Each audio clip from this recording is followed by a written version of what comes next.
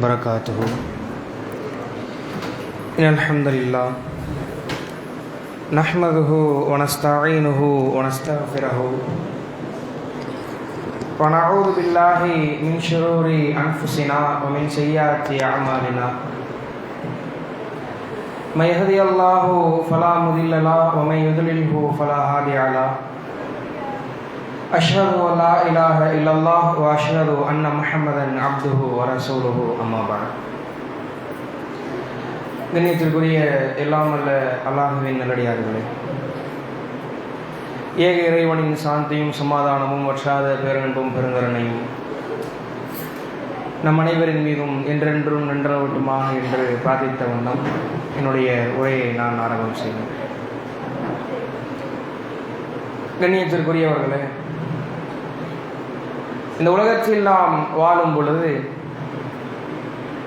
மனிதனுடைய வாழ்க்கை எப்படி இருக்கும் என்று சொன்னால், 3 விதமான பருவங்களை கொண்ட ஒரு வாழ்க்கையாக மனிதனுடைய வாழ்வு இருக்கும்.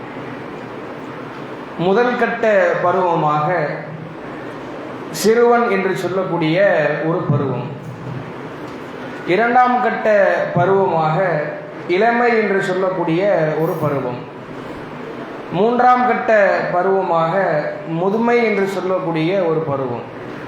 இப்படி மனிதன் என்று சொல்லக்கூடியவன் இந்த உலகத்தில் வாழும் பொழுது 3 விஷயமான ஒரு விஷயங்களை என்ன செய்கிறான், சந்திக்கக்கூடியவனாக இருக்கிறான். 3 வித்தியாசமான பருவங்களை சந்திக்கக்கூடியவனாக மனிதன் தம்முடைய வாழ்க்கையை கழிக்கின்றான். இதில் முதல் பருவமான சிறுமை என்று சொல்லக்கூடிய ஒரு பருவத்தை நாம் பார்க்கும் பொழுது, நம்மால் நம்முடைய சுய தேவைகளை எல்லாம் நிறைவேற்றி கொள்ள முடியுமா என்று சொல்லி பார்த்தால் முடியாது. மலம் ஜலம் கழித்தால் தாய் தகப்பன் தான் சுத்தம் செய்யணும். எந்த ஒரு விஷயமா இருந்தாலும் கையை வச்சு சாப்பிட முடியாது, உம்மா பாப்பா தான் ஊட்டி விடணும். இப்பேற்பட்ட ஒரு சூழல். அப்போ சிறுமை என்று சொல்லக்கூடிய அந்த பருவத்தில் நாம் வாழும் பொழுது நம்மளுடைய நிலை மிகவும் ஒரு பலவீனமான நிலையாக இருக்கின்றது. அதற்கு அடுத்து இளமை, இந்த இளமைக்கு அடுத்து முதுமை. இந்த முதுமை என்று சொல்லக்கூடிய ஒரு பருவமும் இப்படித்தான். சிறுமையாக இருக்கும் பொழுது அந்த சிறுவருக்கு ஓரளவு உடல் வலிமை கூட இருக்கும். ஓடுவான், ஆடுவான், பாடுவான், நடப்பான், வேகமாக ஓடுவான், எல்லாமே செய்வான். ஆனால் சிந்தனை என்று சொல்லக்கூடிய ஒரு சிந்தனை ஆற்றல் சின்ன பையனுக்கு இருக்காது. அதே முதுமை என்று சொல்லக்கூடியவனை பொறுத்த வரைக்கும் அந்த முதுமையில் வயோதிகத்தில் இருக்கும் பொழுது நல்ல சிந்தனைகள் இருக்கும், நிறைய சிந்திப்பாங்க. ஆனால் உடலில் என்ன செய்யாது, வலிமை என்று சொல்லக்கூடிய ஒரு விஷயம் இருக்காது. இப்படி ஒரு சிலர் முதுமையை கழிப்பாங்க. இன்னும் சிலர் சிந்தனையும் சரியாக இருக்காது, உடல் நலமும் சரியாக இருக்காது. இப்படி முதுமை இறந்து விட்டால் இப்படி சிலரும் தன்னுடைய வாழ்க்கையை கழிப்பார்கள். அப்போ இப்படியெல்லாம் இல்லாமல் இந்த 2 இடங்களிலும் உள்ள பலவீனம், இந்த 2 இடங்களில் உள்ள பலவீனங்கள் இல்லாமல் ஒரு மனிதன் பலமாக இருக்கக்கூடிய ஒரு பருவமாக இந்த இளமை என்று சொல்லக்கூடிய ஒரு பருவம் இருக்கிறது. எந்த விதமான பலவீனமும் கிடையாது. மனிதன்கிற அடிப்படையில் ஒரு சில பலவீனம் இருக்கும். ஆனால் சிறுமை பருவத்தோடும் முதுமை பருவத்தோடும் ஒப்பிடும் பொழுது எந்த விதமான பலவீனமும் இருக்காது. அந்த அளவுக்கு ஒரு ஸ்ட்ராங்கா, ஒரு போல்டான, ஏராளமான யோசனைகளை யோசிக்கக்கூடியவனாக அந்த மனிதன் தன்னுடைய வாழ்க்கையை கழிக்கக்கூடியவனாக இருப்பான் இந்த இளமை பருவத்தை. இப்பேற்பட்ட ஒரு இளமை பருவத்தை நாம் எப்படி கழித்து கொண்டிருக்கிறோம்? இந்த வாழ்க்கையில் நாம் வாழும் பொழுது இந்த உலகத்தில் ஏராளமான ஆசாபாசங்கள் நம்மை சுற்றி கொள்ளக்கூடியதாக இருக்கக்கூடியதாக இருக்கிறது. ஏராளமான உலகத்தினுடைய ஆதாயத்திற்காக வேண்டி நம்முடைய இந்த இளமை பருவத்தை தியாகம் செய்யக்கூடியவர்களாக இருக்கிறோம். இளைஞர்கள் என்று சொன்ன உடனே ஒரு 35 வயசு, ஒரு 40 வயசு உள்ள ஆண்களாக இருந்தாலும் சரி, பெண்களாக இருந்தாலும் சரி, நம்மளை பற்றி பேசலை. 20 வயசு, 13 வயசு, 19 வயசு, இவங்களை பற்றி தான் பேசுது நம்ம நினைக்கக்கூடாது. இளமை என்று சொல்லக்கூடிய ஒரு பருவம் எதுவரை இருக்கிறது? 40 வயதில் இருந்தாலும் இளமை தான். அந்த இளமை என்று சொல்லக்கூடிய ஒரு விஷயம் சிந்தனையை வைத்தும் உடல் பலத்தை வைத்தும் தான் தீர்மானிக்கப்படுகிறது. உடனே இது நமக்கான உரை இல்லை அப்படின்னு தட்டிட்டு போக முடியாது. அப்போ இந்த உரை என்று சொல்லக்கூடிய ஒரு விஷயம் இளைஞர்கள் என்ற கேட்டகரியில் யாரெல்லாம் வருவாங்களோ எல்லாரையும் உள்ளடக்கக்கூடியதாக இருக்கின்றது. இந்த ஒரு இளமை பருவத்தில் இருக்கும் பொழுது ஏராளமான விஷயங்களை நம்ம என்ன செய்வோம், ஒதுக்கக்கூடியவர்களாக இருப்போம். ஏராளமான நல்லறங்களை செய்யாதவர்களாக இருப்போம். உண்மையிலேயே இந்த இளமை என்று சொல்லக்கூடிய ஒரு பருவத்தினுடைய வேல்யூ, அந்தஸ்து யாருக்கு தெரியும்னா, யார் வீட்டில் வயசா இருக்கிறாங்களோ, ஊருக்குள்ள யார் வயசா கிடக்குறாங்களோ அவங்கள்ட்ட போய் கேட்டு பாருங்க, இளமை என்று சொல்லக்கூடிய ஒரு விஷயத்தினுடைய அருமை தெரியும். அவங்கள்ட்ட போய் கேட்டோம்னா, இப்போ எனக்கு இளமை இல்லையே, இளமை பருவத்திலேயே நான் இத்தனை அமல்கள் எல்லாம் செய்திருக்க கூடாதா, இளமை பருவத்தில் என்னுடைய கரங்களிலே காசு மழையாக பொழிந்ததே, அன்றைய தினத்தில் என்னால் உம்ரா செய்திருந்தால் நல்ல முறையில் உம்ரா செஞ்சிருப்பேனே, ஹஜ்ஜு செஞ்சிருப்பேனே, முதுமை என்று சொல்லக்கூடிய ஒரு காலம் வந்தது, என்னால் நடக்க முடியல, ஓட முடியல, செய்ய முடியல, மலை ஏற முடியல, மலை இறங்க முடியல, எஸ்கலேட்டர்ல ஏற தெரியல, லிப்ட்ல ஏற முடியல, நடக்க முடியல, காலெல்லாம் வலிக்கின்ற என்று சொல்லக்கூடிய ஒரு சூழல். எதற்காக இவ்வளவு வருத்தப்படுகிறார்கள்? இளமையில் இந்த எந்த சூழலும் இருக்காது. இளமை என்று சொல்லக்கூடிய ஒரு பருவம் என்பது அல்லாஹ் நமக்கு கொடுத்த ஒரு மிகப்பெரிய கிஃப்ட், ஒரு மிகப்பெரிய அருட்கொடை, ஒரு மிகப்பெரிய கன்ஸ். இந்த இளமை என்று சொல்லக்கூடிய ஒரு பருவம், இந்த ஒரு பருவத்தை தான் இத்தனை காலம் நம்முடைய வாழ்க்கையில் மிகவும் உதாசீனப்படுத்தக்கூடியவர்களாக இருந்தோம்.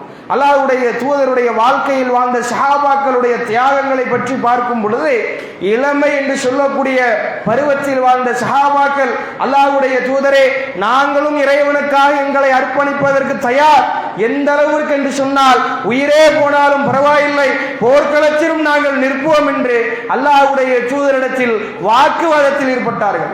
ஏன் நாங்கள் வரக்கூடாது, நாங்களும் போர்க்களத்துக்கு வருவோம் என்று சொல்லக்கூடிய அளவுக்கு தியாகம் செய்வதற்கு தயாராக இருந்தார்கள் இளமை பருவத்தில். நம்மால் என்ன செய்யறான், போன்ல ஃப்ரீ ஃபயர் விளையாடுறதுக்கு நேரம் இல்லை, பப்ஜி விளையாடுறதுக்கு நேரம் இல்லை, அதுல போர் புரிஞ்சுக்கிட்டு இருக்கிறான். ஒரு மிகப்பெரிய போர், ஒரு சூழல் அங்க நடக்கிற மாதிரியும் உம்மா வாப்பா போன் அடிச்சாலும் தெரியாது, கட் பண்ணி விட்டுருவான். தன்னுடைய மனைவி நிறைமாத கர்ப்பிணியாக இருப்பால், போன் அடிக்கிறா, பிரசவ வலி தாங்க முடியல, கண்டுக்கிறது இல்லை. ஃப்ரீ ஃபயர் மோகம், உலகத்தில் நடந்த சம்பவம். இந்த ஒரு நிலைமையின் காரணமாக, அந்த ஒரு கேமை விளையாடுவதன் காரணமாக மனைவி இறந்து போகக்கூடிய ஒரு சூழல் அளவுக்கு என்ன செய்யுது, இந்த ஒரு கேம்ல, இந்த ஒரு விஷயத்தில் என்ன செய்யறாங்க, மூழ்கக்கூடியவர்களாக இளைஞர்களாக நாம் இருந்து கொண்டிருக்கிறோம். உண்மையிலேயே அல்லாஹ்வுடைய தூதர் அவர்களுடைய வாழ்க்கையை எடுத்து பாருங்கள். அல்லாஹ்வுடைய தூதருக்கு நபித்துவம் எப்போது கிடைத்தது சொல்லுங்க? நபித்துவம் எப்போது கிடைச்சிச்சு? எந்த வயசுல? 40 வயசு அல்லாஹ்வுடைய தூதர் கிடைச்சிச்சு. இந்த 40 வயதிற்கு முன்பாக அல்லாஹ்வுடைய தூதர் அவங்க வாழ்ந்தாங்கல்ல, அவங்களுடைய வாழ்க்கை என்று சொல்லக்கூடிய ஒரு விஷயம், அந்த இளமை பருவத்தில் ரசூலுல்லாஹ் நபித்துவம் கிடைத்ததற்கு பின்பாக ஒழுங்குமுறையை கையாளவில்லை, அதற்கு முன்பாகவும் நபித்துவத்திற்கு முன்பாகவும் ரசூலுல்லாஹ் மிகவும் ஒரு ஒழுக்கமான மனிதராக வாழ்ந்தார்கள். அங்குள்ள மனிதர்கள் எல்லாம் சாதிக், முகமது என்று சொல்லக்கூடியவர் உண்மையாளி, அமீன், நீதமான ஒரு நபர் என்று சொல்லக்கூடிய அளவுக்கு புகழ்பெற்ற ஒரு நபராக அல்லாஹ்வுடைய தூதர் அவர்கள் இருந்தார்கள். தன்னுடைய இளமை பருவத்தை அப்படி ஒரு கழித்த காரணத்தினால் இப்படி போற்றப்பட்டார்கள் அல்லாஹ்வுடைய தூதர். அல்லாஹ்வுடைய தூதரிடத்துல வானத்திலிருந்து ஒரு கல், சொர்க்கத்தினுடைய கல் வந்து கீழே விழுவுது. விழுந்தோடனே மக்கள் என்ன செய்யறாங்க, 2 பேருக்கு மத்தியில சண்டை. இதை நம்ம இங்கே தான் வைக்கணும், இதை நம்ம அங்கே தான் வைக்கணும், எங்கே வைக்கணும், 2 பேருக்குள்ள சண்டை நடக்கும் பொழுது அல்லாஹ்வுடைய தூதர் அவங்க வராங்க. வரப்ப அந்த 2 மனிதர்கள் சொல்கிறார்கள், இதோ முகமது வந்து விட்டார், முகமது எவ்வளவு நீதியாளர், அவரிடத்துல கேட்டுருவோம், அவர் உண்மைத்தானே சொல்லுவாரு என்று அல்லாஹ்வுடைய தூதரை பார்த்து அந்த 2 தோழர்களும் சொல்கிறார்கள். பிறகு அல்லாஹ்வுடைய தூதரிடத்துல தீர்ப்பு கேட்கிறாங்க. இவர் நியாயமான ஆளு, நியாயமான முறையில் தீர்ப்பு சொல்லக்கூடிய ஒரு ஆள் என்று நபித்துவத்திற்கு முன்பாகவே அல்லாஹ்வுடைய தூதர் அவர்கள் போற்றப்பட்ட ஒரு நபர். அல்லாஹ்வுடைய தூதர் நபித்துவத்திற்கு பின்புதான் இஸ்லாத்தில் முழுமையாக நுழைந்தார்கள் என்று கிடையாது. அதற்கு முன்பாகவே தன்னை சுய ஒழுக்கத்தோடு எப்படியெல்லாம் பேணி பாதுகாக்க முடியுமோ அப்படி பேணி பாதுகாத்தார்கள் அல்லாஹ்வுடைய தூதர் அவர்கள். நாம் நம்முடைய வாழ்க்கையை எடுத்து பாருங்கள். இந்த உலகத்தில் இளமை என்று சொல்லக்கூடிய ஒரு பருவம் வந்ததிலிருந்து இளமைக்கு முன்பாக எந்த ஒரு விஷயமா இருந்தாலும் உம்மா வாப்பாட்ட கேட்கவே மாட்டான், எந்த ஒரு விஷயத்தையும் கேட்க மாட்டான். எனக்கு போனு வாங்கிட்டாங்கன்னு கேட்பான், என்னென்ன தேவைகள் இருக்குதோ அதை மட்டும் கேட்பான், வேற என்ன செய்ய மாட்டான், எதையுமே கேட்க மாட்டான்.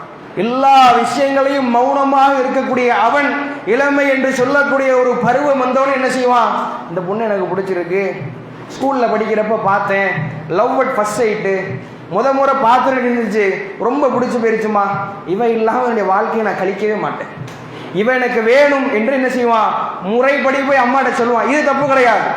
பார்த்தா பிடிச்சிருச்சா அம்மாட்ட போய் சொல்லுவோம், வாப்பாட்ட போய் சொல்லுவோம், இதில் எந்த விதமான தவறும் கிடையாது. உடனே உம்மா என்ன செய்வாங்க, வாப்பா என்ன செய்வாங்க, யாருன்றே தெரியாத ஒரு பிள்ளையை போய் பிடிச்சிட்டு வந்திருக்கானே, இளம் பெண்களாக இருந்தாலும் அவர்களுக்கு இது பொருந்தும். நல்ல வேளை நம்மள்கிட்ட வரல அப்படின்னு நினைக்க கூடாது. இளம் பெண்களுக்கும் இது பொருந்தும். இளம் பெண்களும் என்ன செய்வார்கள், இந்த மாதிரி வாப்பாட்ட போய் சொல்லுவாங்க, இந்த மாதிரி எனக்கு ஒரு பையனை பிடிச்சிருச்சு. உடனே வாப்பா என்ன சொல்லுவாரு, என்ன வயசாவது உனக்கு, 10வது தானே படிக்கிற, 12வது தானே படிக்கிற, அதுக்குள்ள நீ ஒரு பையன் மேல ஆசைப்பட்டு வரியே என்ன செய்வாங்க, கேட்பாங்க. இப்படி கேட்கும் பொழுது 2 பேருக்கு மத்தியில உம்மாக்கும் வாப்பாக்கும் 2 பேர் அப்படி என்ன செய்வாங்க, நிலையான முறையில் நினைப்பாங்க, நம்ம பிள்ளைக்கு இந்த ஒரு பிள்ளையை கட்டி கொடுக்கவே கூடாதுன்னு.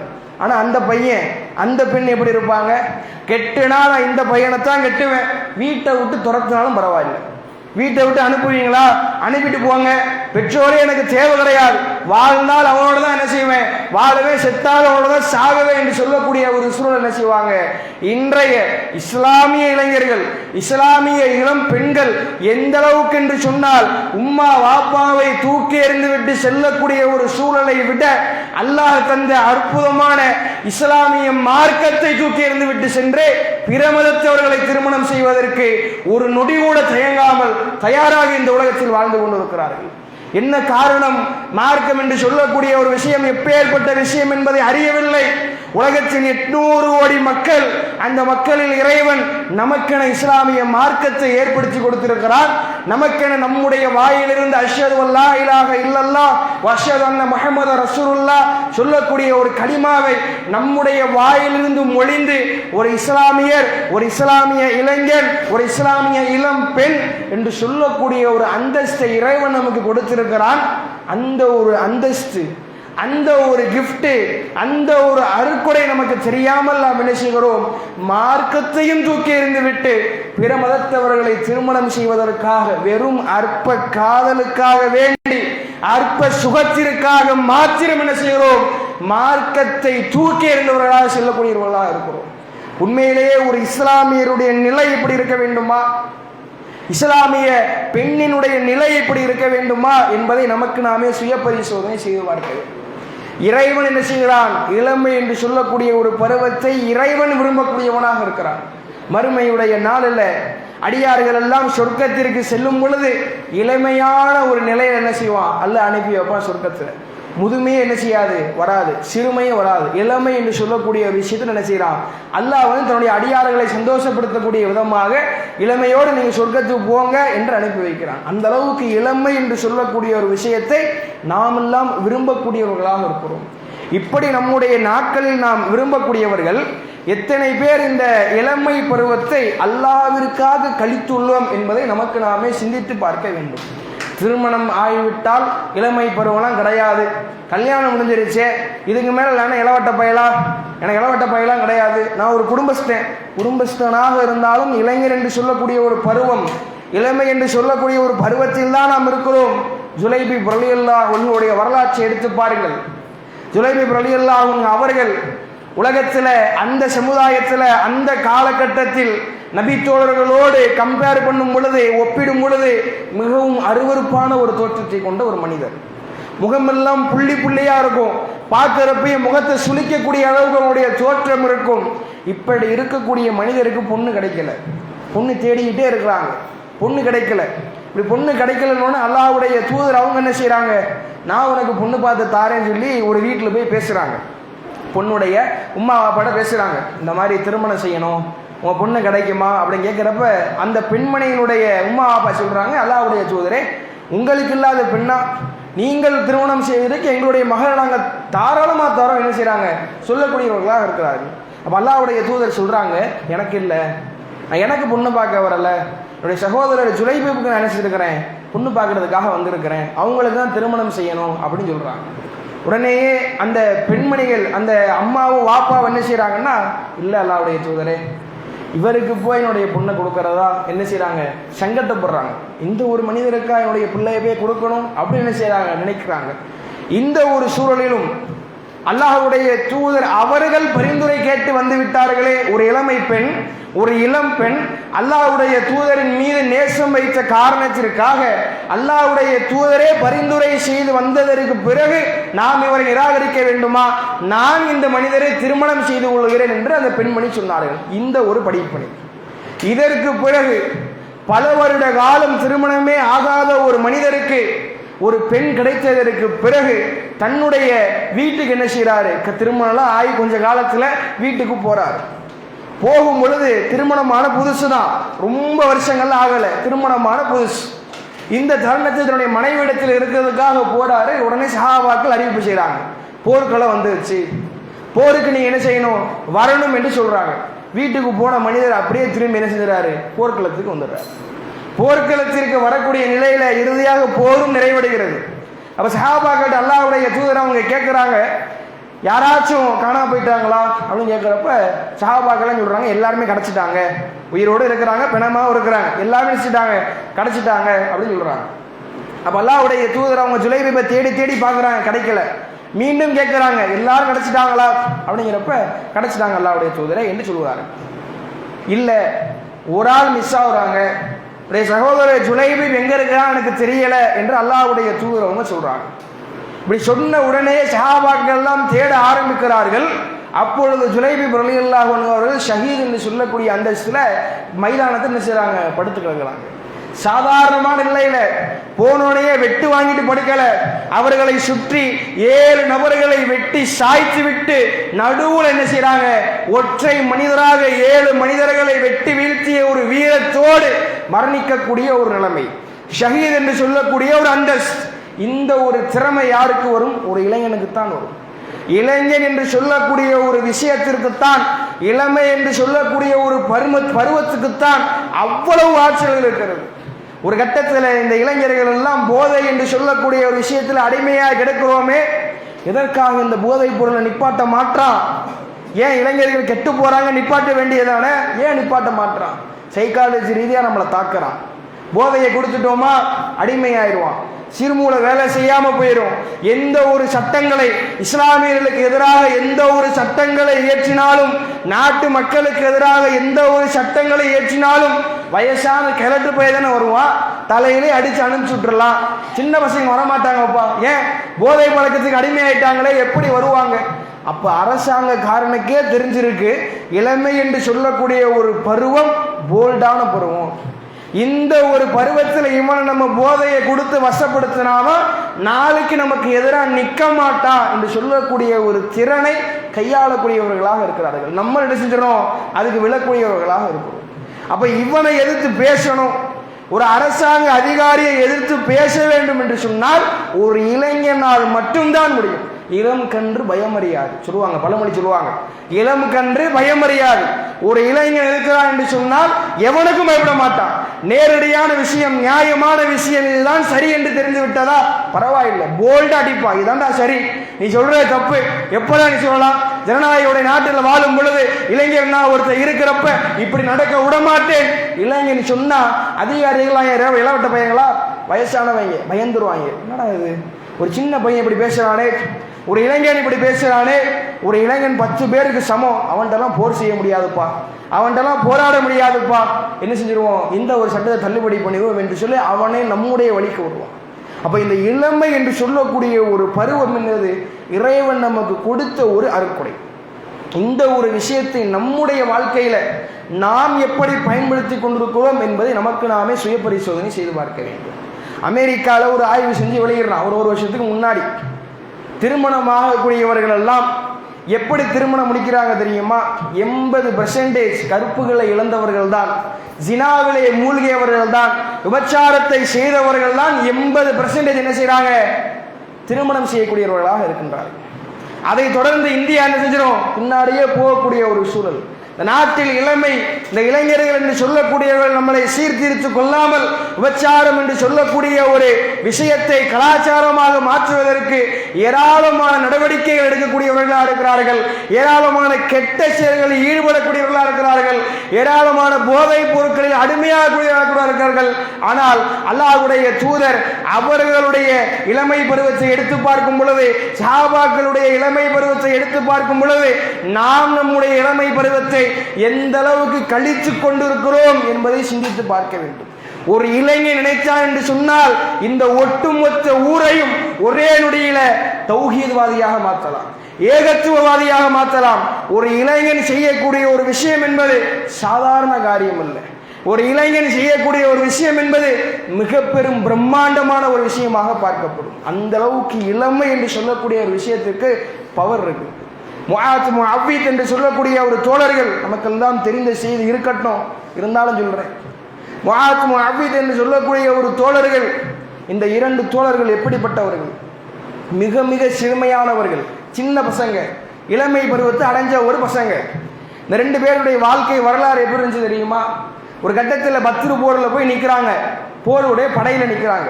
இப்போ அப்துல் ரஹ்மான் பின் அவுஃப் அவங்க கண்ணை காட்டுறாங்க, என்னடா ரெண்டு சின்ன பசங்களா இருக்கீங்க, நீங்கள் ஏன்டா போருக்கு வந்தீங்க அப்படின்னு கேட்குறப்ப இந்த ரெண்டு பசங்களும் சொல்கிறாங்க, இல்லை அல்லாஹ்வுடைய தூதரை அபூஜஹலுங்கிறவன் திட்டுறான்னு கேள்விப்பட்டோம், அல்லாஹ்வுடைய தூதரை அவன் நிம்மதியாக வாழ விட மாட்டேன்னு கேள்விப்பட்டோம், அவனை கொல்லாமல் போக மாட்டேன்னு சொல்கிறாங்க. இப்போ அப்துல் ரஹ்மான் பின் அவுஃப் அவங்க கண்டிக்கக்கூடிய விதமாக கஞ்சாடை காட்டுறாங்க. இருந்தாலும் அந்த இரண்டு இளைஞர்களும் அல்லாஹ்வுடைய தூதர் அல்லாஹ்வினுடைய மார்க்கத்தின்பால் இருக்கும் பொழுது அவன் எப்படி தடுக்கலாம்? எங்களுடைய தூதர் என்பவர் எங்களுடைய உயிருக்கும் மேலானவர் என்று சொல்லி மார்க்கத்திற்காக அப்துல் ரஹ்மான் பின் அவுஃபை பார்த்து சொல்கிறார்கள், அவர்களே நீங்கள் செவியுற்றுக் கொள்ளுங்கள், இன்னி ரஹைத்துஹு, நான் அபூஜஹலை பார்த்தேன் என்று சொன்னால், நான் ஃபர்ரிகு சவாதி சவாதா, என்னுடைய உடல் அவனுடைய உடலை விட்டு பிரியாது, ஹத்தா யமூத்தல் அஜலு மின்னா, ரெண்டு பேர்ல ஒருத்தர் சாகணும், ஒன்னு நான் சாகணும் இல்லைன்னா அவன் சாகணும், இல்லையா நானும் அவன் உடலை விட்டு பிரிய மாட்டேன், அவனும் என் உடலை விட்டு பிரிய மாட்டான், இதுதான் நிச்சயம் என்று சொன்னார்கள். இரண்டு சிறுவர்களும் ஒருவருக்கொருவர் போட்டி கொண்டு அபூஜஹலை அடித்து நொறுக்கினார்கள். தாடியை பிடிச்சு தூக்கி பார்த்தா குற்றுயிரும் குலையுருமா கிடக்கிறான். இளமை என்று சொல்லக்கூடிய ஒரு பருவத்திற்கு இவ்வளவு பெரிய ஒரு பலம் இருக்கிறது. யாருக்கும் அஞ்ச மாட்டான். அபூஜஹல் எப்பேற்பட்ட ஒரு நபர்? குறைஷிகளுக்கெல்லாம் தலைமை தாங்கியவன், அல்லாஹ்வுடைய தூதரை எதிர்ப்பதற்காக போருடைய படைக்கு தலைமை தாங்கியவன், ஒரு போர் படை தளபதி. அப்பேற்பட்ட ஒருவனாக இருந்தாலும் பரவாயில்லை, நீ எப்படி என் மார்க்கத்தை பேச போச்சு, நீ எப்படி என்னுடைய தூதரை பேச போச்சு என்று சொல்லக்கூடிய ஒரு சூழல் இரண்டு சிறுவர்கள் யோசித்தாலும், ரெண்டு பேரும் அண்ணன் தம்பி ஒருவருக்கொருவர் என்ன செய்யறாங்க, போய் கொலை செஞ்சுட்டு வந்துடுறாங்க. இப்பேற்பட்ட சூழல் நாம் என்ன செய்யல? உடனே இப்போ இளைஞர்கள் எல்லாம் பார்த்தீர்களா, இஸ்லாமியர்கள் எப்படி வழி எடுக்கிறார்கள், நஞ்சை விதைக்கிறார்கள் சொல்லுவாங்க. அப்படிலாம் கிடையாது. நம்ம போர்வாள தூக்க சொல்லலை, குர்ஆனை எடுத்து படிங்க. அல்லாஹ் தன்னுடைய வசனங்கள்ல என்னென்ன சொல்லியிருக்கிறாங்க தெரிஞ்சு வச்சுக்கோங்க. குர்ஆன் ஹதீஸ்கள் என்ன சொல்லுகிறது, நம்முடைய வாழ்க்கையில நம்முடைய விஷயங்கள் சரியான முறையில் இருக்கிறதா? உயிரை தியாகம் செய்ய சொல்லலை, ஒரு நேரத்தை தியாகம் செய்யுங்க. அரை மணி நேரம் அல்லாஹ்விற்காக என்ன செய்ய முடியுமோ செய்யுங்க. ஒரு மணி நேரம் அல்லாஹ்வுடைய தூதருடைய பொன்மொழியில எத்தனைய மரணம் செய்ய முடியுமோ செய்யுங்க. அதுதான் நம்ம என்ன செய்யறோம், செய்ய சொல்றோமே தவிர கத்தி எடுத்துட்டு போய் குத்துறா நம்ம சொல்லலை. மார்க்கத்தை எந்த அளவுக்கு இலகுவாக நம்மளும் புரிந்து பிறரை புரிய வைக்கிறோமோ அவங்களுக்கு தான் என்னது சொர்க்கம் என்று சொல்லக்கூடிய ஒரு சூழல். அல்லாஹ்வும் இந்த இளமை பருவத்தை என்ன செய்யறான், உயர்த்தக்கூடியவனாக இருக்கிறான். இறுதியாக ஒரு சம்பவத்தை சொல்லி முடிச்சு கொள்கிறேன். என்னன்னா, மறுமை அதனுடைய ஆரம்பம் என்னது, மஹ்ஷர் மைதானம். இந்த மஹ்ஷருடைய மைதானம் என்பது மிகப்பெரிய ஒரு கொடூர வேதனையாக இருக்கும். எல்லா மனிதர்களும், ஆண்களாக இருந்தாலும் சரி பெண்களாக இருந்தாலும் சரி, எல்லா மனிதர்களும் உடலில் ஒட்டு துணி கூட இல்லாம நிர்வாணமான முறையில் நிற்பார்கள். அன்றைய தினத்தில் ஒரு மனிதனுடைய நிலை எப்படி இருக்கும் என்று தெரியுமா? அவனுடைய தலைக்கு பக்கத்தில் சூரியன் இருக்கும், தலைக்கு அருகாமையில் சூரியன் என்று சுட்டரித்து கொண்டிருக்கும். எவ்வளவு வேர்வை அவனுக்கு வரும். சூரியனே இல்லை, இப்ப நான் எப்படி வேர்க்குது, சூரியனே இல்லை, சூரியன் இல்லாம எனக்கு இப்ப பயங்கரமா வேர்க்குது. இரவு நேரத்தில் இந்த ஒரு ஹீட்டை என்னால் தாங்க முடியலையே. மஹ்ஷருடைய மைதானத்தில் சூரியனுடைய வெப்பம் என்பது தலைக்கு அருகில் இருக்கும், பயங்கரமான முறையில் சுட்டரித்து கொண்டிருக்கும்.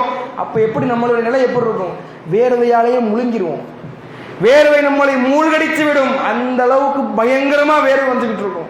இந்த ஒரு சூழல்ல ஒரு மனிதருடைய யதார்த்தமான நிலை எப்படி இருக்கும்? இப்போ என்னுடைய நிலை எப்படி இருக்கும்? எப்படா பயானம் முடிச்சு போய் மூஞ்சி கழுவேன்னு இருக்குமா? அதே மாதிரி அந்த ஒரு சூழல்ல ஒரு மனிதனுடைய நிலை எப்படி இருக்கும் தெரியுமா? நமக்கு எந்த நிழலுமே கிடைக்காதா? எந்த ஒரு நிழலுமே நமக்கு இல்லையா? இவ்வளவு வேதனையா இருக்குதே அப்படிங்கிறப்ப அல்லாஹ் என்ன செய்வான், ஒரு மனிதரை பார்த்து அப்துல் ரஹீமே இங்க வாப்பா, முத்துவாப்பா இங்க வாங்கத்தா அப்படின்னு அழைக்க மாட்டான்.